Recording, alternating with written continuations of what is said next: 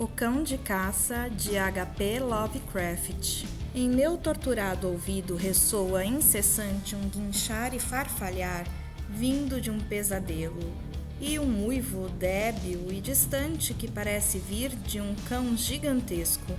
Não é um sonho, não é, eu temo, sequer loucura, pois muito já me aconteceu para que tal dúvida ainda exista.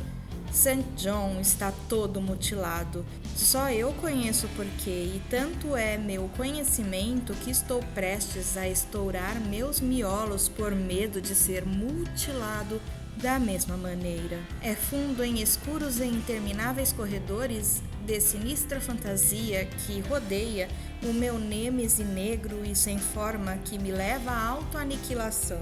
Que os céus perdoem a tolice e morbidez que nos trouxe a um tão monstruoso destino. Fatigado das trivialidades de um mundo prosaico, onde até os prazeres do romance e da aventura logo se tornam banais, St. John e eu seguíamos com entusiasmo para cada movimento estético e intelectual que prometia um adiamento de nosso tédio devastante. Os enigmas dos simbolistas e os êxtases dos pré-rafaelitas todos foram nossos em seus tempos, mas cada ânimo novo se drenava cedo demais de seu apelo e sua inovação distrativa.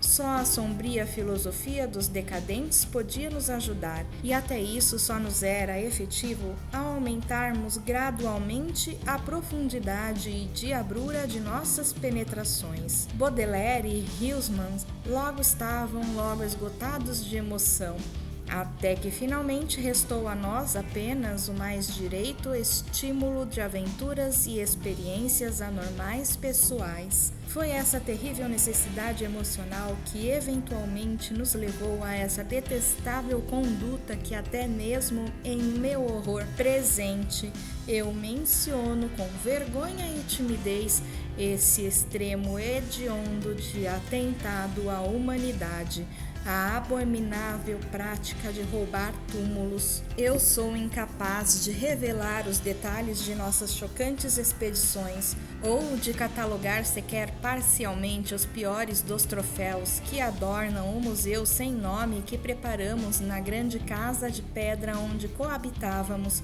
sozinhos e sem servos.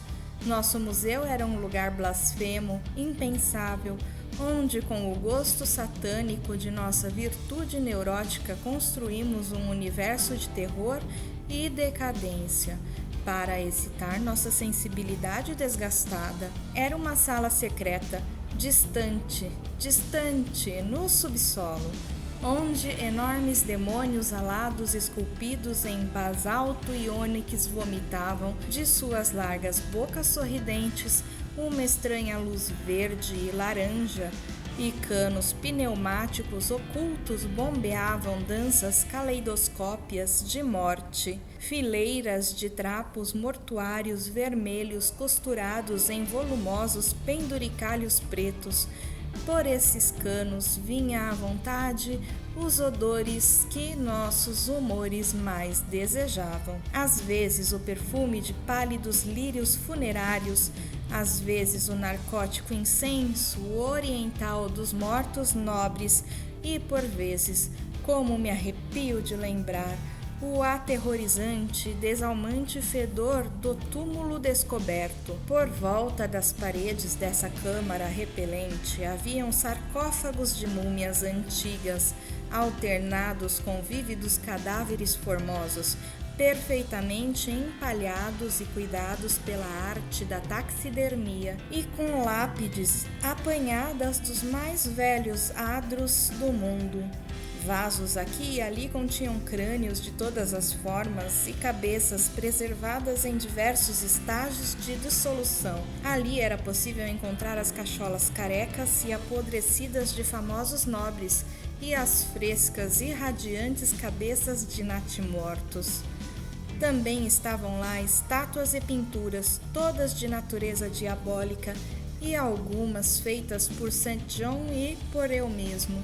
Uma pasta trancada, encapada com pele humana curtida, continha desconhecidas e inomináveis gravuras que, segundo rumores, foram feitas por Goya, que não ousava reconhecê-las. Haviam ali nauseantes instrumentos musicais de corda e de sopro, nos quais St. John e eu, por vezes, produzíamos dissonâncias de requintada morbidez e cacodemônico pavor, enquanto numa multitude de gabinetes de ébano repousava a mais incrível e inimaginável variedade de pilhagens vindas de túmulos já reunida pela loucura e perversidade humana. E são desses despojos em particular dos quais eu não devo falar. Graças a Deus eu tive a coragem de destruí-los muito antes de considerar destruir a mim mesmo. As excursões predatórias durante as quais nós coletamos nossos imensuráveis tesouros eram sempre eventos artisticamente memoráveis. Não éramos carniçais, vulgares. Trabalhávamos apenas sob condições específicas de humor, paisagem, ambiente, clima, estação e luz da lua. Esse passatempo era para nós a mais única forma de expressão estética e dávamos aos detalhes os mais meticulosos cuidados técnicos. Um horário impróprio, um efeito de luz dissonante ou uma manipulação desajeitada da terra úmida destruiriam quase que totalmente aquela titilação doentia que acompanhava a exumação de qualquer segredo agorento da terra. Nossa busca por cenas singulares e condições picantes era febril e insaciável. St. John era sempre o líder e ele foi quem conduziu o caminho até aquele maldito lugar que nos trouxe nosso horrível e inevitável destino. Por que, maligna fatalidade, fomos atraídos até aquele terrível adro holandês? Penso eu que foram os rumores e lendas obscuras, os contos de um homem enterrado por 5 séculos, que havia sido ele mesmo um carniceiro em seu tempo e que havia roubado algo perigoso de uma possante sepultura.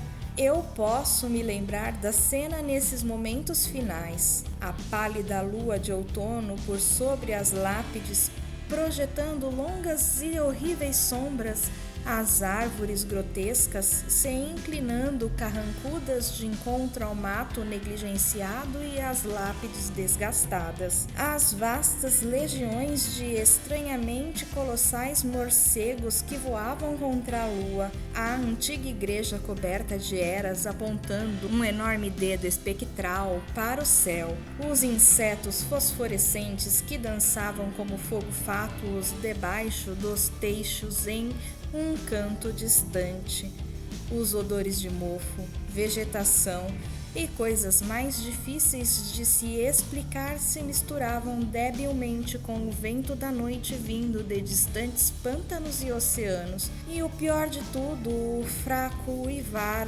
grave de algum cão gigantesco que não conseguíamos nem ver nem apontar a origem.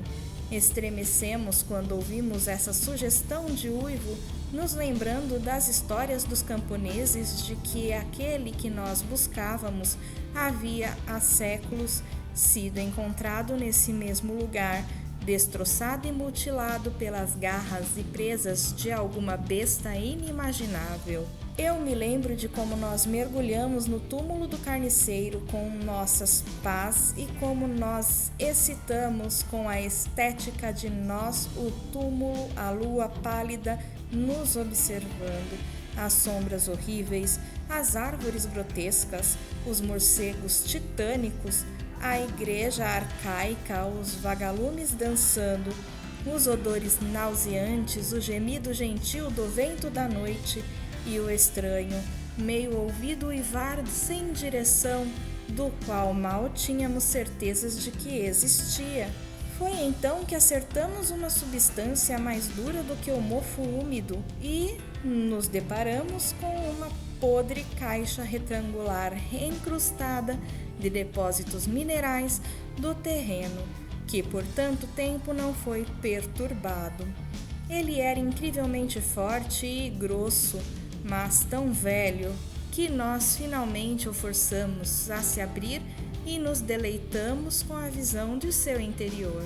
Muito surpreendentemente, ainda restava o sujeito, apesar do passar de 500 anos. O esqueleto, apesar de esmagado em algumas partes pelas mandíbulas da coisa que o havia matado, se manteve inteiro com surpreendente firmeza, e nós nos deliciamos com o crânio limpo e branco e os longos, firmes dentes e os buracos vazios dos olhos que algum dia já brilharam em febre mortuária, tais quais os nossos brilhavam naquele momento.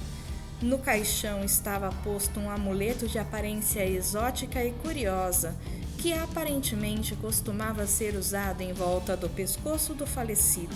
Ele tinha a estranhamente convencional forma de um cão alado agachado ou uma esfinge com a face semicanina, e o amuleto era requintadamente esculpido em clássico estilo oriental, a partir de uma pequena peça de jardim verde.